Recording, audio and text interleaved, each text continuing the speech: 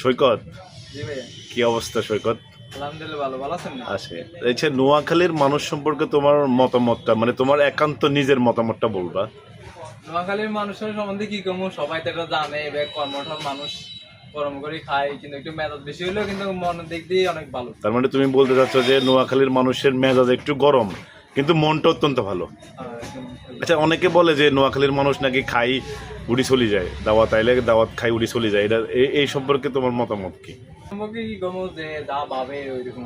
মানে আমরা তো ভাত খাই বা যে কোনো কিছু দাওয়াতে গেলে খাই উড়ি চলে যায়, কিনলে আমরা তো কাজ করতে পারবো, কাজ ভালো হয়ে গেছে না।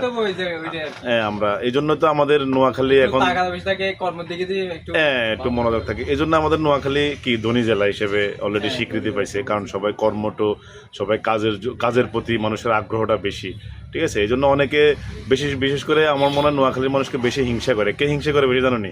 মাইয়ারা কিনলে জানো নি?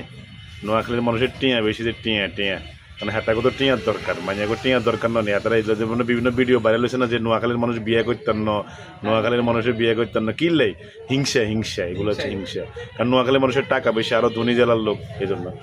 তো এই জন্য নোয়াখালীর মানুষের মেজাজ গরম হইলেও কিন্তু অত্যন্ত ভালো একজন মানুষ, মনটা অত্যন্ত নরম এবং সাদাসিধে একজন মানুষ। ঠিক আছে নি?